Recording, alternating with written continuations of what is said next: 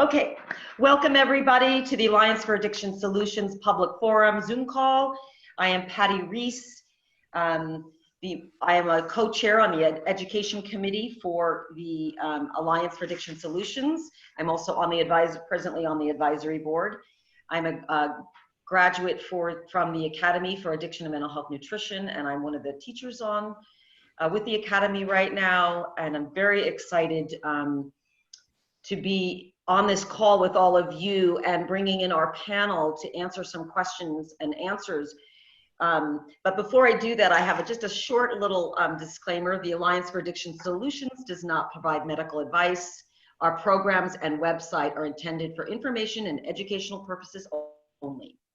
We also want to mention that the Alliance has not vetted any of the certified coaches, either through the Academy or Julia's program, but they both are wonderful, and all our coaches are open for coaching. So please be sure to find us out there. This is part of our work, is to help people, both through the Alliance as a networking and educational organization, and then through the training that both Julia and Christina have just remarkably done over the years. So we're so grateful to both of them. So we had a call 2 weeks ago, and we started it for the COVID. We realized that people were being quarantined now. People were in distress. Obviously, people were losing their jobs, and you know, many were possibly, you know, using substances and food again. So we came together through the Alliance and then as well with the Academy and said, let's see what we can do and how we can help people. So that was our call 2 weeks ago. We had a lot of people come to that call, and it seems we have quite a few here now as well. And Julia put together a packet, kind of the nutritional, let me see if I have it right here, the nutritional first responders amino outreach. So the nutritional aid pack, and many of you have already gotten that since you've signed up. Be sure you get that packet.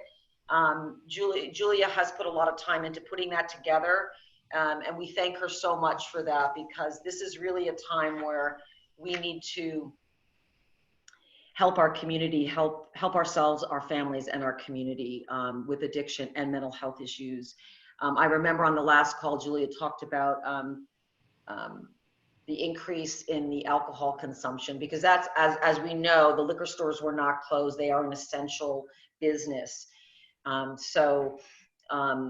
Anyway, with that, I'd like to open it up to, I'm going to let Julia begin, because I think it's really, I would love for you, Julia, to share a little bit more about the amino packet that you put together and your, just your motivation behind this, because we're so grateful to you for doing that. And I'm going to let you start off, Julia Ross. Thanks, Patty. And welcome back, everyone else. We had a monthly public forum planned for April the 26th of 2020, long before COVID. But as it approached, we changed the title to Overeating in the Time of COVID. And as a result, that meeting got 10 times more attendees than we'd ever had before. And we were overwhelmed with the number of people. We weren't able to answer all the questions. So we got together right afterwards and said, what are we going to do? And we decided that we were going to answer the questions that we have received by email, and I decided that I would adapt a package of directions for self-administering this very simple nutritional therapy that reaches into the brain very easily, safely, and quickly to correct our mood chemistry and our appetite chemistry, to turn off cravings, turn off excessive stress and worry, insomnia, really most of the things that people are suffering from in extra amounts now. And we're suffering already from in epidemic numbers even before COVID.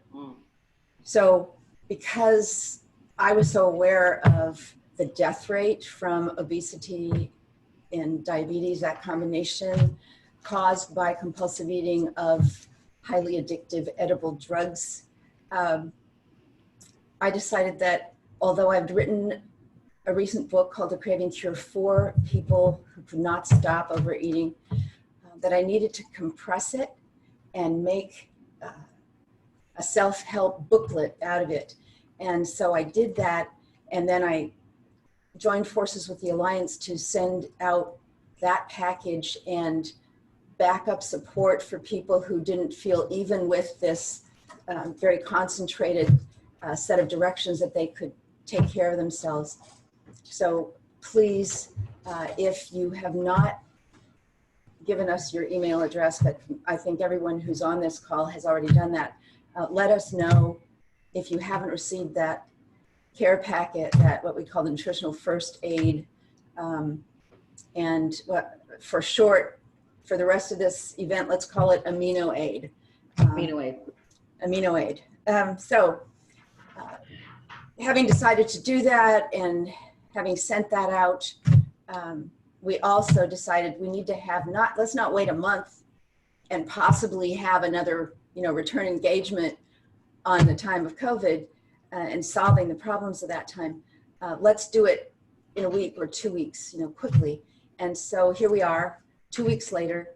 And those of you who had questions that you weren't able to ask last time, please feel free to type them in, and Patty and others on the Alliance board will field those questions so that we can answer them as a group. The three of us are leaders in this fight, and we decided that the best way to run this time would be for us to each tell a specific story about a in time of COVID case and its resolution so far. And we're going to divide them up into food compulsion, alcohol compulsion, and behavioral or other drug compulsions. If there's time and need, I have an insomnia case as well. And some of our cases may combine insomnia with all of the above cravings.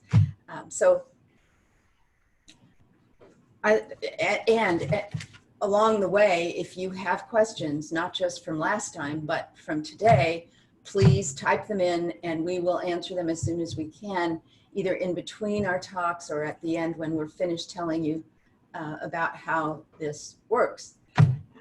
So let me begin. You're welcome. Go ahead, Julia. No, I wanted you to finish your last little thought there. Well, I'd like to begin with the case that inspired me to do all of this work, a food compulsion case. So are we ready to get going with the case? We're ready to get going, but I didn't do a formal intro for you. I know a lot of folks know you, but so I want to make sure everybody knows. I'm famous for three panelists. I wanted you to talk about the nutrition aid packet. So let me formally introduce Julia Ross for those of you who don't know, and then I'll introduce, after she speaks, our other two panelists too that are going to answer questions and share their knowledge with us. We're so grateful to all three of you for being here. Julia Ross, best-selling author, mood and craving expert, and a nutrient therapy pioneer. Thank you. I believe Christina Veselak is one of those as well. Julia Ross is a world leader in the use of nutritional therapy for the treatment of mood problems, eating disorders, and addictions.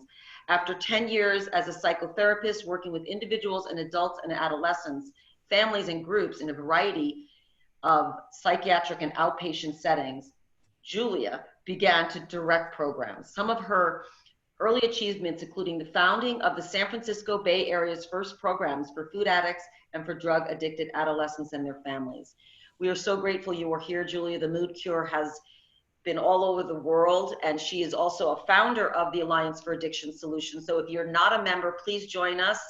And we're so grateful you are here, Julia. So I'm going to let you I think it's best to introduce the other speakers. Would you agree? I think so too. Yes. No? Yes. Okay.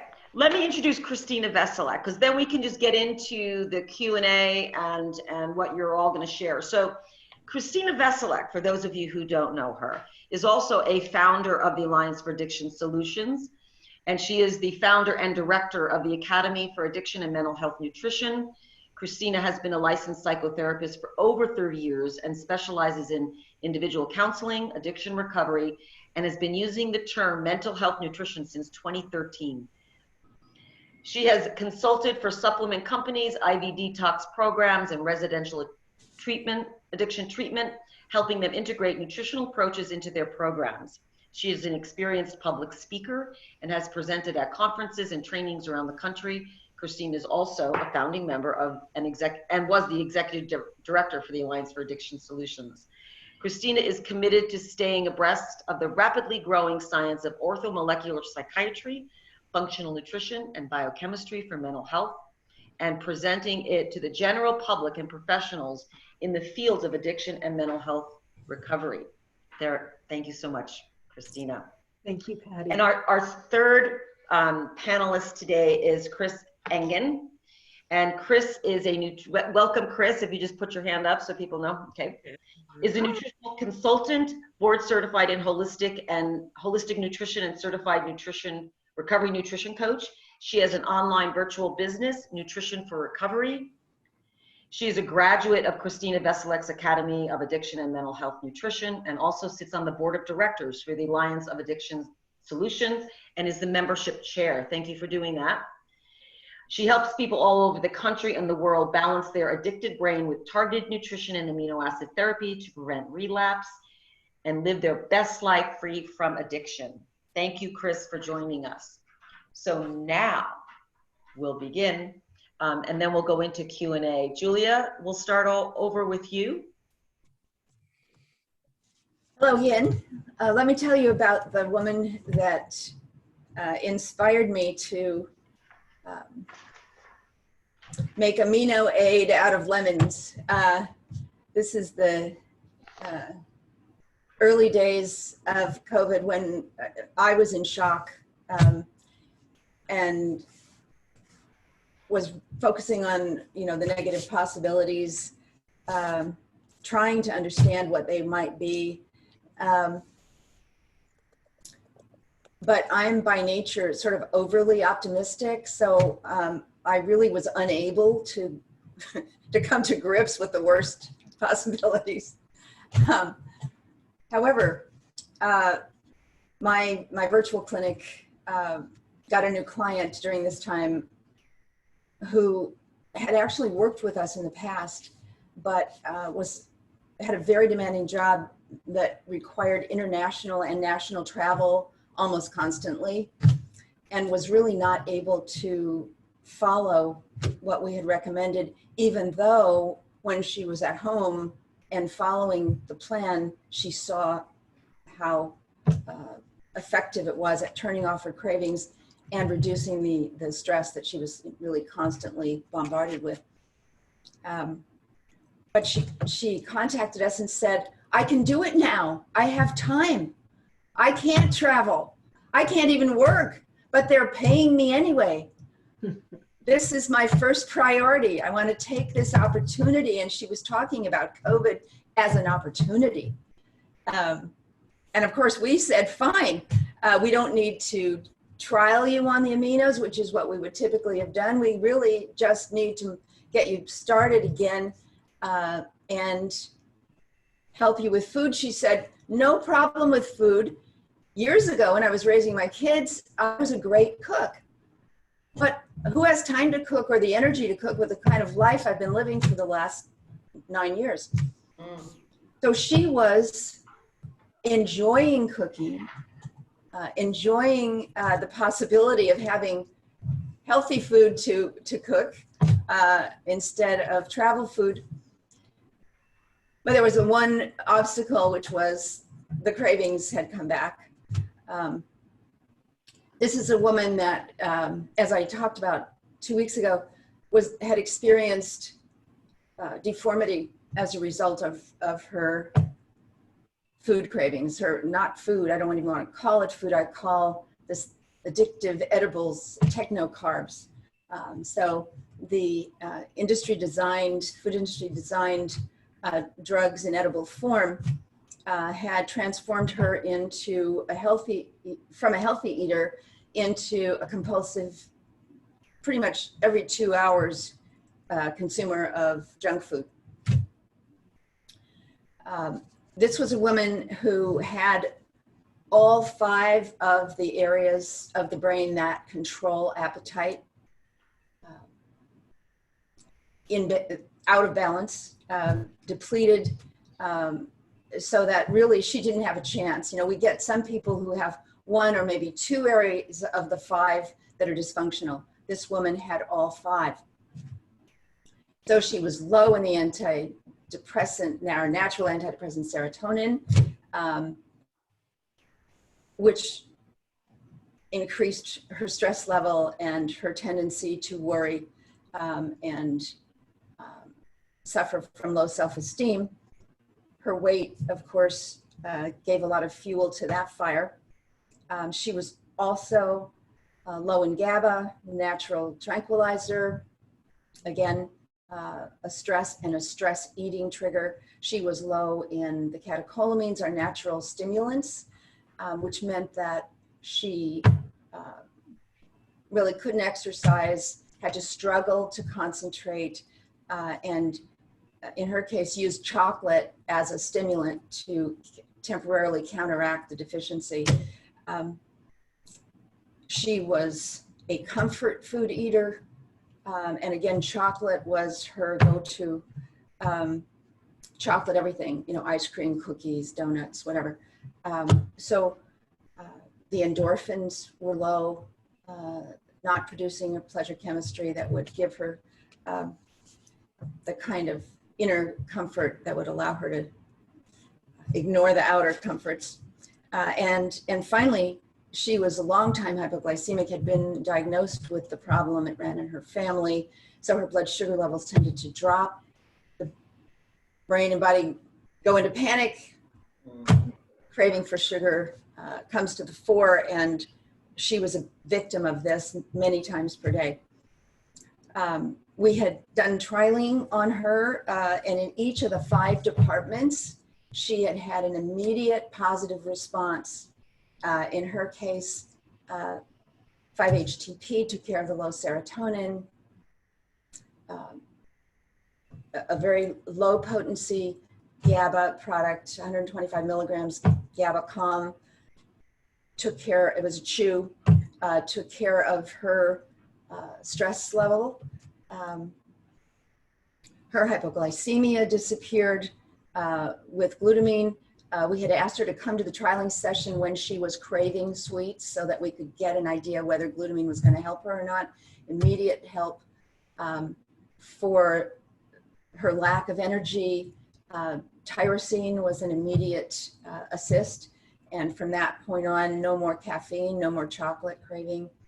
And finally, for her comfort food cravings, we started her off with D-phenylalanine, which is a miracle for restoring natural levels of our biggest pleasure chemical, the endorphins. She just went back to her protocol. She was taking these each one of these things 3 times a day, and again, they immediately took hold. And at the end of the first week, we had a conversation with her. Everything was solid. She was eating beautifully, cooking beautifully, at peace in spite of the realities of COVID. So I wanted to tell you, this is now over a month later. Her scores have gone from high, you know, between 8 and 10 for most of the symptoms that we look at in terms of craving and mood chemistry deficits. she's now between 0 and 2 on all scores. So this is kind of a general introduction to the whole system, the brain system and the cure system. But this is what made me realize now is the time, this is opportunity time. People are perhaps more desperate and willing to look at things they would not have looked at before. They have more time, and it's perhaps the opportunity that we've been looking for to get this information out under the radar, to spread through the internet, through all our connections, to reach the people who have needed it really for so long and need it more now. Thank you, Julia. I just love hearing these cases where people get such a turnaround. It's part of the miracle of nutritional therapy and amino acid therapy, which we are all hoping more people will learn about. So thank you so much. There is a raised question. Is it Kristen? Somebody raised their hand. Does somebody want to ask a question right now of Julia?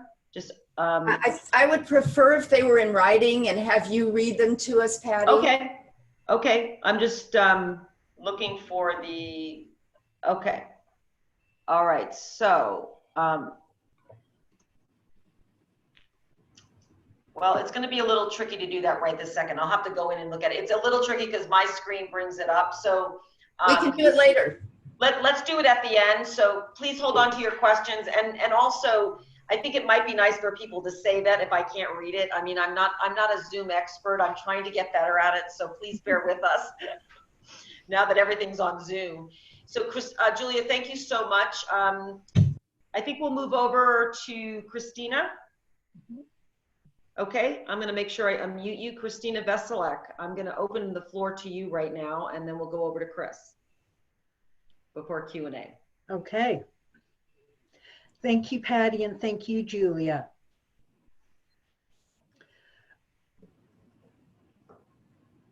I started working with a gentleman a couple of months ago, before COVID, but then his symptoms dramatically increased because he has OCD, which includes germ phobia.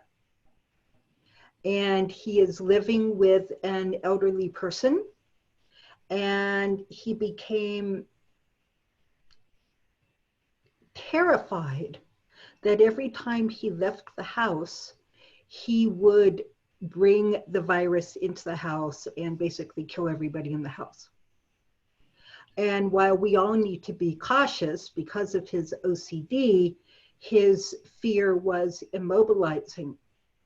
But he had managed to get himself a DWAI a couple of months ago. And so he was actually having to leave the house several times a week to go blow into a breathalyzer as part of his court-ordered treatment. And so he did not have the ability to just stay at home. And he was also very terrified of blowing into this machine and whether he was going to pick up germs and so his OCD symptoms had been under control and now went completely through the ceiling, to the point that he started talking to me about going back on medication, which he really, really didn't want to do. I had tried to get him on a nutritional protocol early on in our work together, and he sort of futzed around with it and took a few things here and there and, you know, kind of sort of tried to balance his blood sugar, but was not at all committed to it. So I gave him the option. I said, I have no problem if you really feel the need to go on medication because it did stabilize you in the past, that's fine. You could also really get serious about the nutrient protocol and give it a week. And if at the end of the week, if you're not feeling significantly more stable, then we'll talk about finding you a psychiatrist.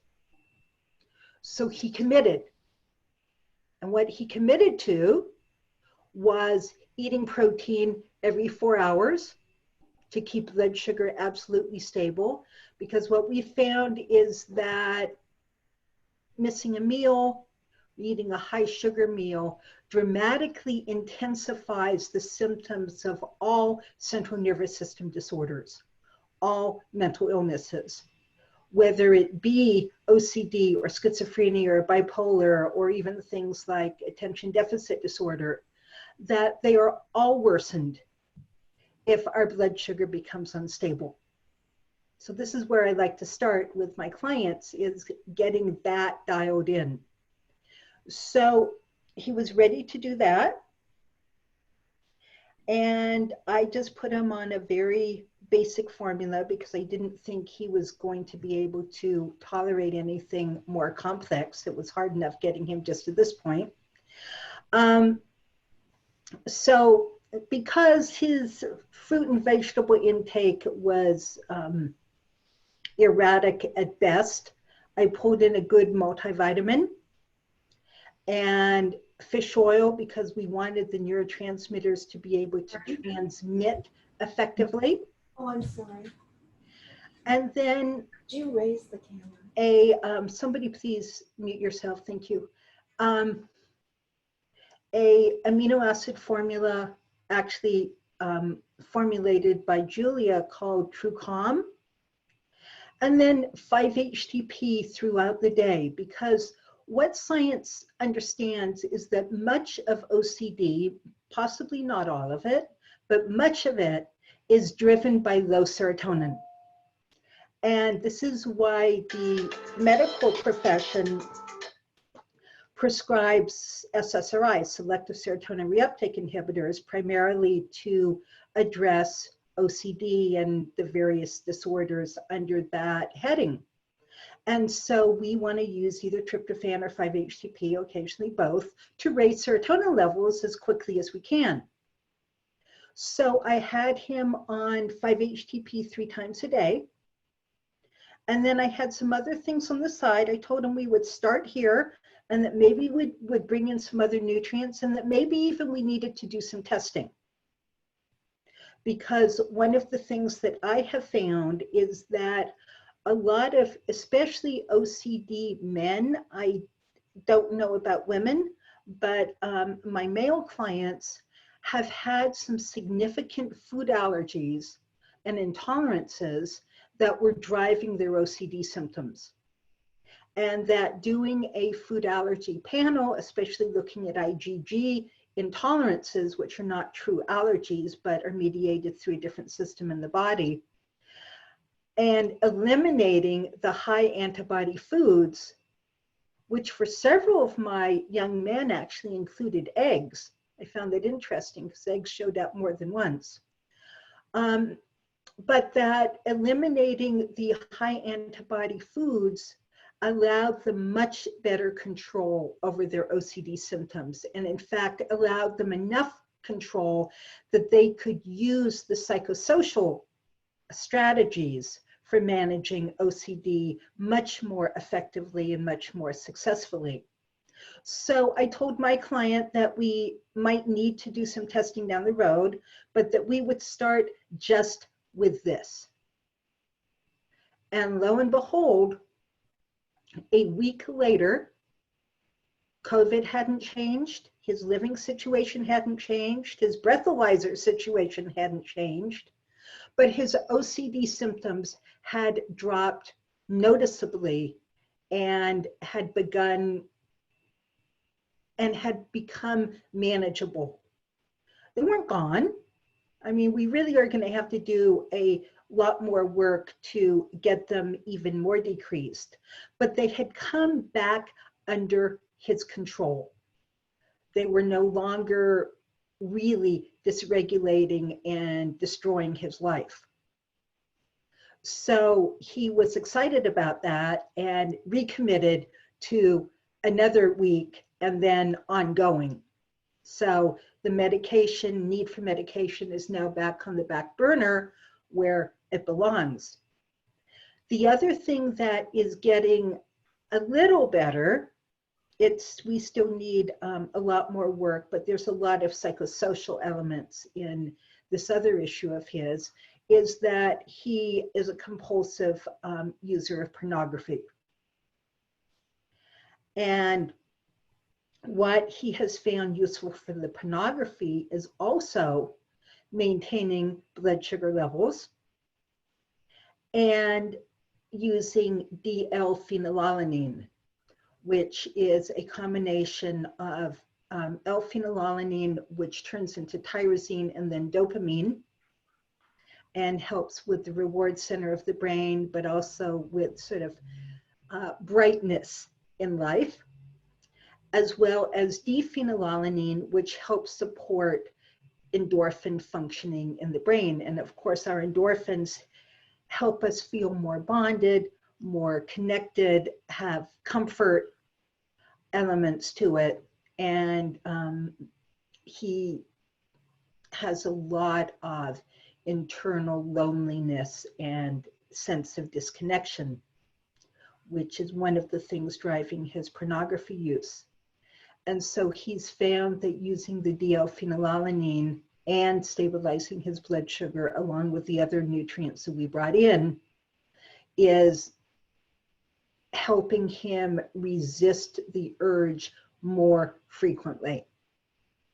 Again, this is in process because there's a lot of other elements here, as there probably are with the OCD, but both processes are much better. Now it's been 3 weeks since he really committed to a nutritional protocol, and he can truly tell the difference. Wow. Well, thank you for sharing that one, Christina.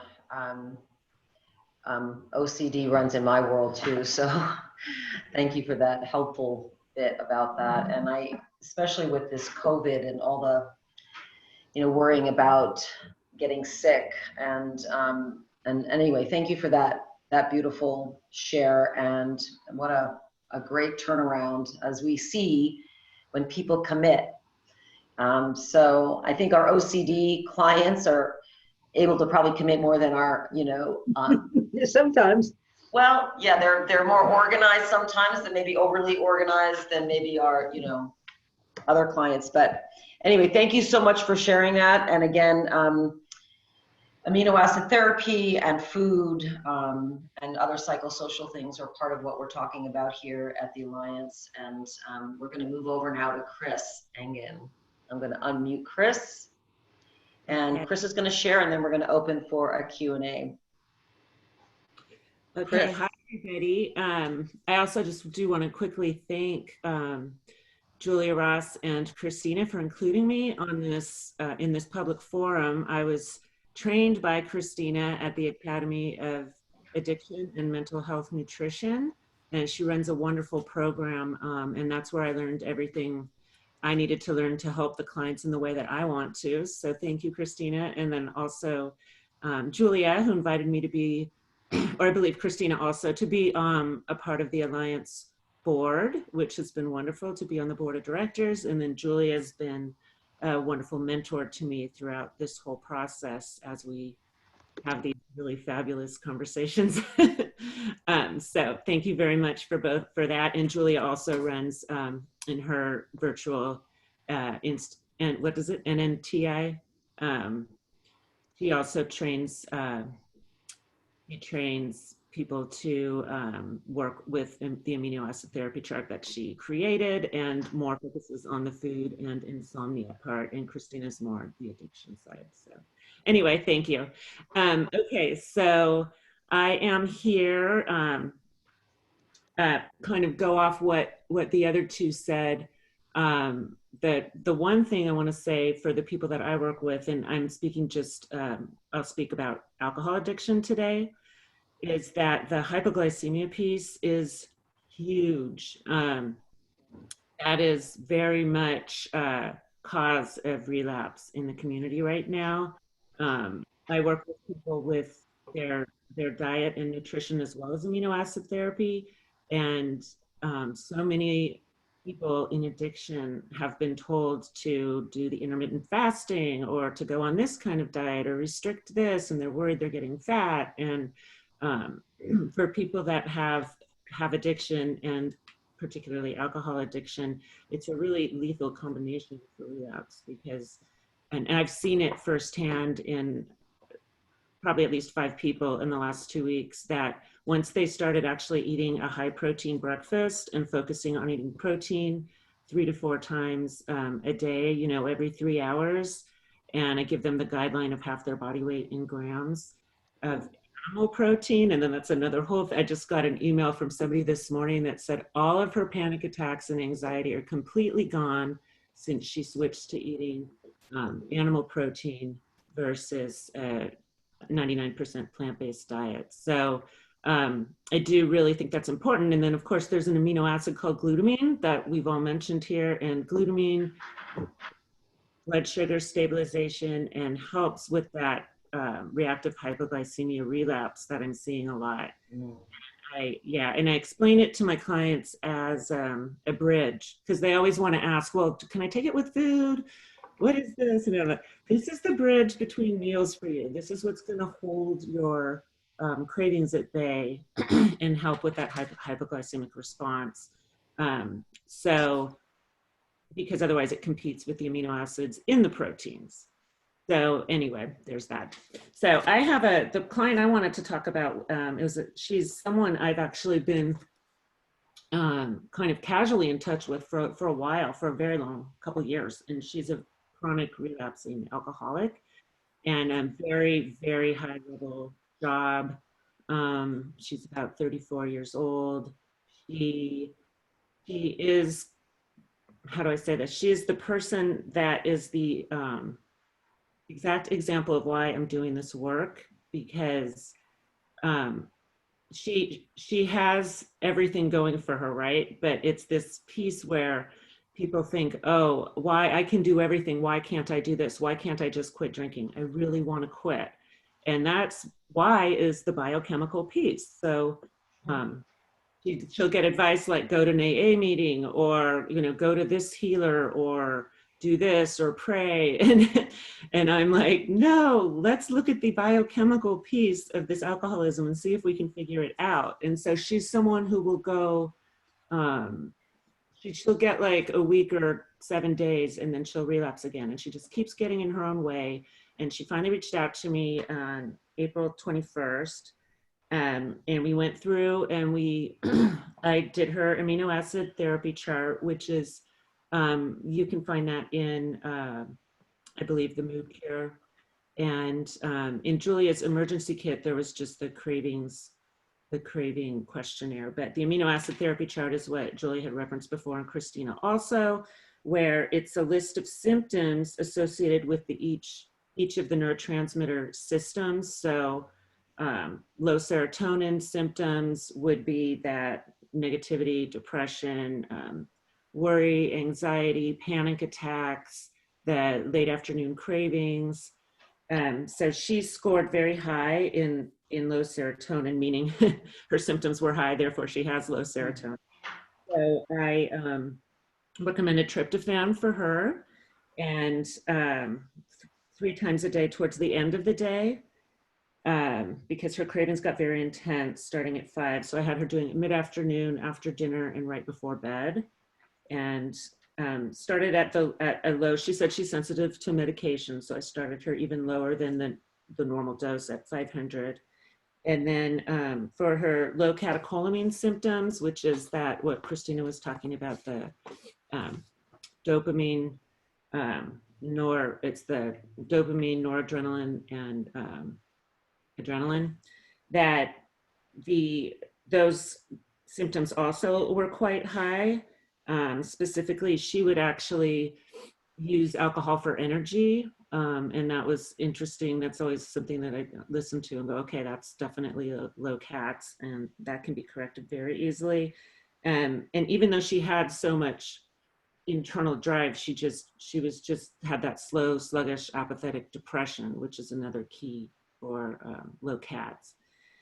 Then she also scored high in the endorphin section. So I went with, as Christina also mentioned, DLPA, which is the D and the L form of phenylalanine in one capsule, and not quite as potent as using tyrosine, but I wanted to start there. She was a little averse to taking a lot of pills, so sometimes if they score high in endorphins and in the cats, when I keep saying score high, I mean they have low symptoms and their numbers are high, that I will start with the DLPA1 pill and then see what happens from the next trial. And then if there's symptoms, if there's still something popping out, I like to say, then I'll add the focused individual form.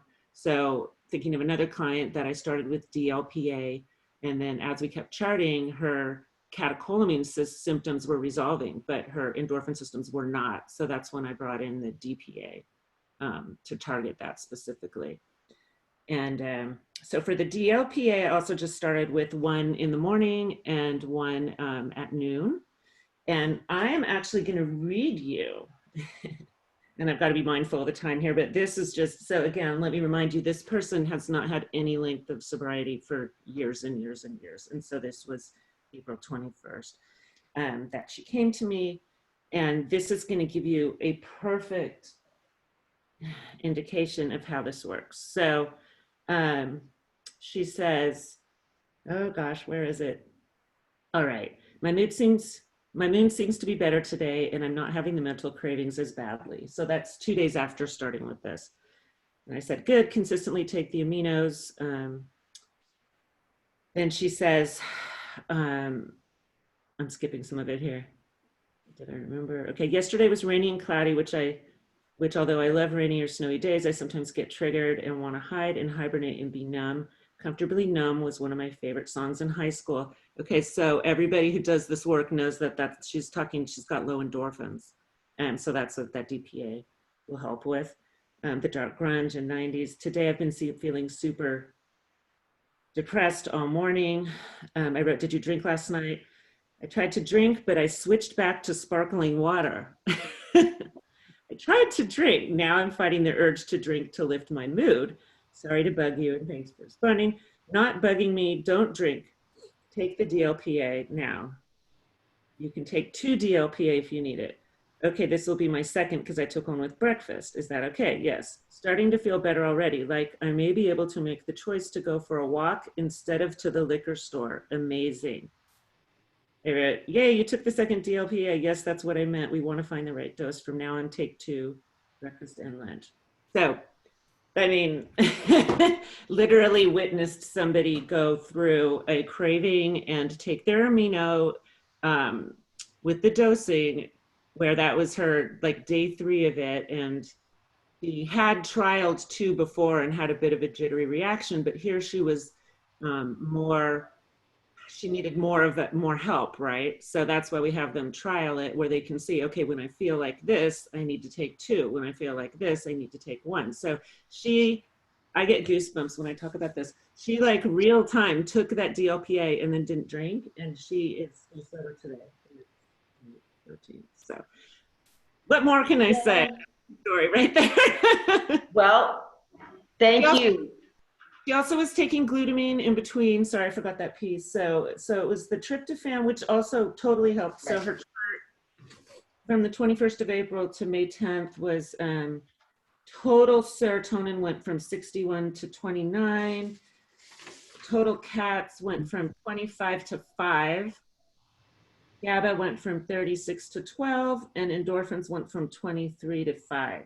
So, and blood sugar's pretty much gone. So, because she also, that thing that I started with the food, she was skipping breakfast, and that really, with drinking, is just, your blood sugar just drops even lower, right? So, once she started eating breakfast and focusing on her protein and eating throughout the day, now she's making these amazing recipes and taking pictures of her food, and she's really like, part of what I talk about too is just for the people especially that I work with in alcohol recovery, is that recovery piece of being mindful and meditative when you eat and sitting down and being in that rest and digest phase. But it also makes you, if they actually take the picture of appreciation of what you're eating. Set a plate, you know, a pretty plate with the food, and own the meal and enjoy it. And because we have to eat, so it's all about that self-care where you get to nurture yourself with the food. And then I also tell them how I was just going to say, you're a different person every 7 years, literally, but every day we're changing. So that's, to me, what recovery is. Wow. Ooh, thank you, Chris. And thank you for the reminder of mindful eating too, to just for people to sit and just actually eat when they haven't, you know, eaten for so long. Thank you, thank you, thank you. This is part of what we're all sharing about, is the power of aminos and mindfulness and food, and the biochemistry.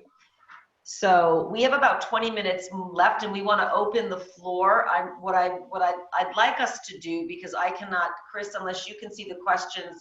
See, if I bring up the questions, I lose the screen.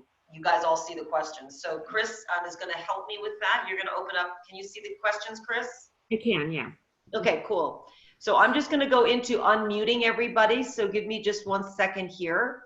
And then I'm going to have all of you mute yourself until we go through the Q&A.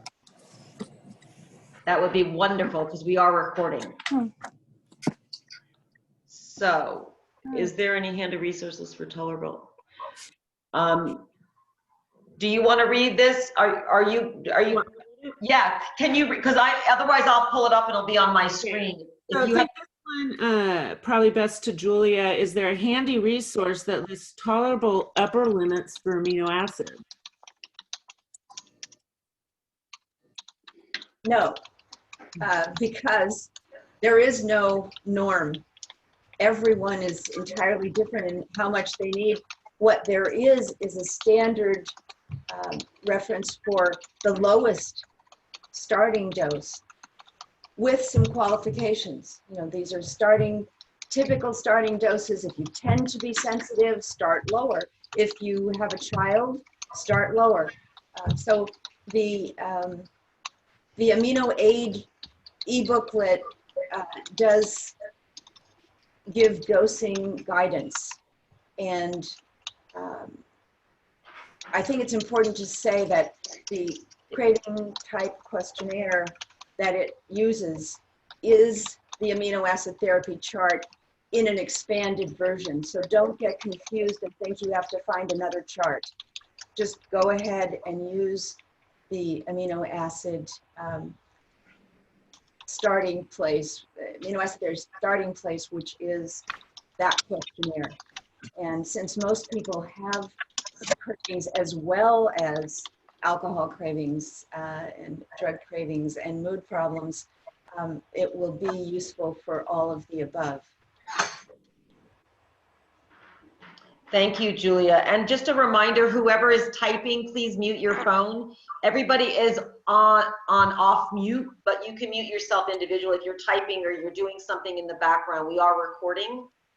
So thank you very much, Julia, for that response.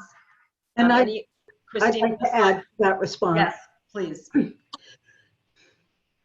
One of the reasons that there is no upper limit is because the body knows what to do with amino acids. We have been, converting protein to amino acids and putting them everywhere in the body for a very, very long time. That isn't to say that we can't overdose on aminos, because we can, but because of individual biochemical individuality, and some of you may be familiar with that term, our bodies have a lot of flexibility on what it uses amino acids for. And Christina, can I just pause you for a moment? Who's ever typing, please mute their phone. It's very distracting. Okay, so I'm not sure how to handle this. I guess they're not hearing. Are you Patty, aren't you able to mute everybody? I can mute everybody, but I wanted to keep it open. But I'm going to go back in and mute everybody. There we go. Hold on 1 second, and then thank you. Christina, continue.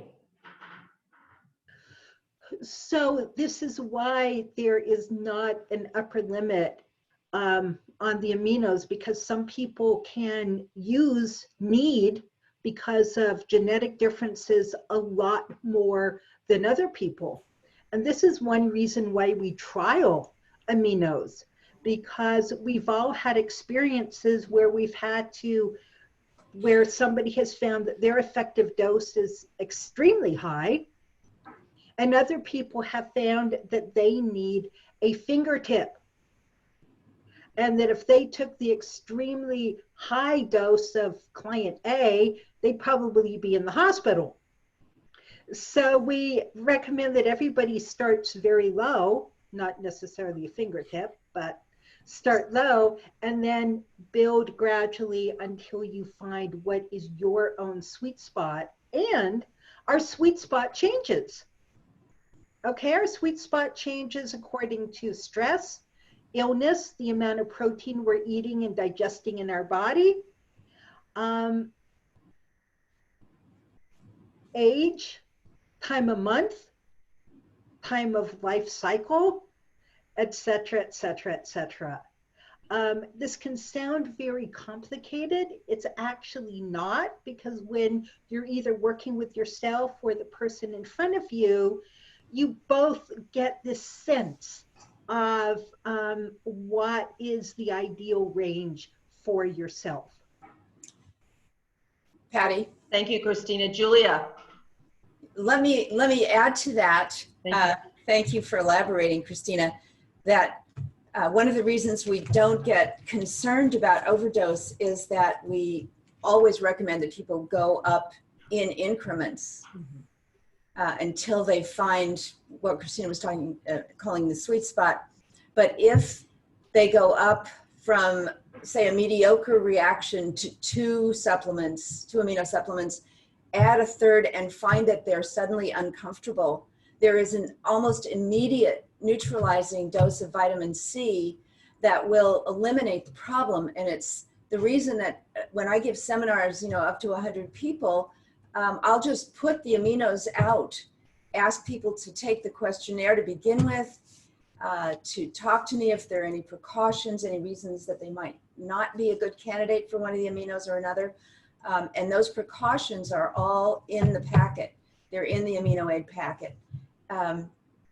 But I don't have to worry, because if someone takes something that doesn't agree with them, we can neutralize that negative reaction in a matter of minutes with 1,000 milligrams of vitamin C powder in 3 or 4 ounces of water. At the most, 2,000 milligrams of vitamin C are required. So we typically just, have a bottle of vitamin C capsules. They open the capsule in water and we're good. So it's a very benign process. It's one of the reasons we're so impassioned about it, because we have something inexpensive, quick to act, incredibly beneficial, with very few unpredictable negative reactions. And the last thing I think we should mention is that these nutrients are only needed short term. So for children, for example, young children, maybe a week or 2. For older children under 14, maybe a month or 2. For those who start at an adult dose, typically 14 and above, maybe several months. Adults typically have longer term deficiencies, built into their problems. And they, especially if they have addiction in their family history, they will typically need up to 12 months. But they might be fine in 3. So this is just an extraordinarily benign process. Yeah, and then I will add to that also, as we all are saying, I think, that when you said, teach your, I do, look, one of the things I love to do is teach my clients how to dose themselves, right? Which is going along with what both of you are saying, where come in, do the intervention, explain how to use them, find the dosing based on trialing, and then let them really go by how, you know, as Christina said, their body feels, because your body will tell you when you're done. They'll say, how do I know I'm done? And I'm like, your body will tell you when you're done. And I talk about each of the neurotransmitter systems being kind of like a cup, that your cup is depleted, right? It's half full. We want to bring the liquid up to the top of that cup. And then when you're done, it's going to start overflowing if you keep taking the aminos. So that's kind of a visual that I use. And then also just, one more thing on the dosing, that GABA, well, I'm just thinking of GABA right now, because people who figuring out your top dose really depends on how activated you are too, because you might need more at certain times. So, okay, so do we want to move to the next question, or? Did you have enough? Next question. Go ahead, Chris. Okay. You can pull them up there. Yeah, well, Julie Fennell had asked me to manage blood sugar in your client. Do you subscribe to a low carb approach or increasing protein because the client is likely low in protein consumption in general? So it's more the low in protein consumption in general, that most people are not getting enough protein in their diet, and that's what's causing those hypoglycemic symptoms, or they're not eating it frequently enough. One thing we hadn't mentioned yet is the premenstrually, women are also at risk of relapse, that we would narrow and have them eat protein within 3-hour intervals. So I really try to focus on the grams of protein. Like I said, the very loose guideline, because it can change. If they're an athlete, they need more protein, but half the body weight in grams. And then even give them a guide of a protein cheat sheet that shows this is how many grams are all in all of these different proteins. Emphasize animal protein is, that's another whole discussion, but they can figure out their total grams and make sure that they're getting that. And then the complex carbohydrates, I don't like low carb, but I do like them because the brain needs glucose for fuel. So they need carbs. I don't want people to think they're not eating carbs, but to eat complex carbs, real food, basically. That's the thing, eat real food. Thank you, Chris. Any other comments from Julia or Christina on that? We have just a few more minutes. Yeah, I'd like to say that the keto diet in particular has caused a lot of problems. The insomniac that I mentioned earlier was unable to get full benefits from the aminos at bedtime until she added a complex carbohydrate at bedtime. She was a type A blood type, which gave us a clue that she was not as far on the carnivore scale as some other blood types, but whatever, forget about blood types for a minute, whatever works. But the keto tends to be low in protein for one thing, but low in carb should not mean low in calories. We're just talking about complex carbs, but adequate amounts of protein, fat, and whatever carbs the person can tolerate, adding up to at least 2,000 calories a day.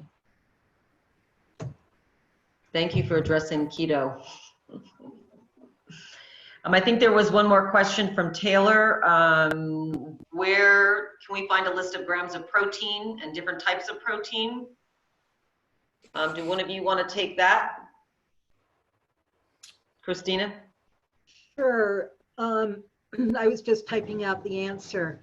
Oh, okay.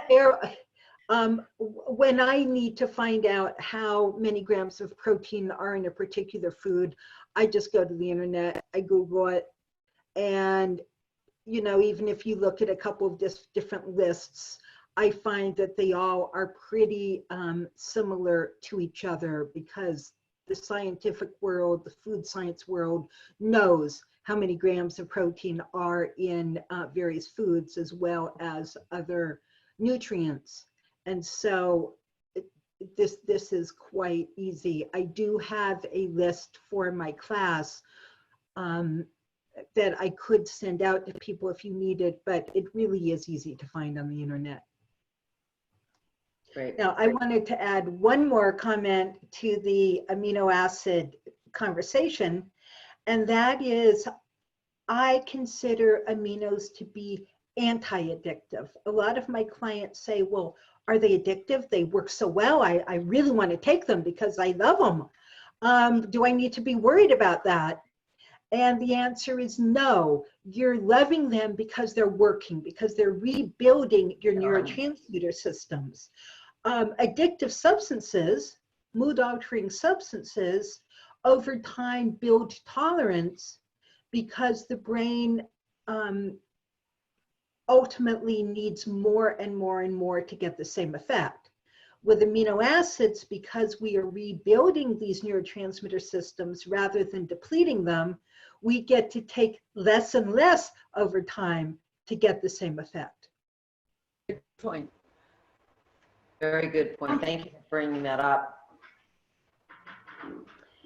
Okay, we're just about over the hour, and if there's any other burning question that someone would like to ask, we will probably close and have this available to you, everyone that has signed up. Julia, go ahead. Yeah, we would like to know from you what you need and how soon you need it. We scheduled this after 2 weeks, hoping that sending you in between would be helpful and that this session would be helpful, but we don't know whether we're giving you what you need, and especially if you are non-professionals. So let us know how soon you need to connect up with us again in a similar format, or anything else that you need that you didn't get so far. We are open to continuing this as long as needed. Thank you, Julia. And this is part of our gift to our community. You know, the Alliance is a nonprofit 501(c)(3). Your donations help us. So if you're not a member, please join our membership. We have Chris, can you talk a little bit about what we have going on right now for our membership? Sure. So like Patty said, we love that you're coming and want to learn this information. Our whole mission is to spread the word. We really do need support. And the membership right now is only $49 for the whole entire year. And you go to the website it's a long URL, but allianceforAddictionSolutions.com, and you'll see the prompt to sign up as a member. And there's 3 different levels, but they're all the same price right now. So, and there you will have access to talks like this. And then there's exclusive roundtable conversations with Julia, case studies. There's access to different Christina's work and more and more and more. So we're building it out, and it's really going to be something this year. So we really appreciate your help with that. Thank you, Chris. And it's part of becoming part of our community. Your support helps us educate the community as a whole. And as we have seen here today, nutrition is for our children, for our addicts, for mental health. And the more we can learn about it ourselves and share it with others, the more we're going to help save more lives and help people live a happier life. So we really appreciate you.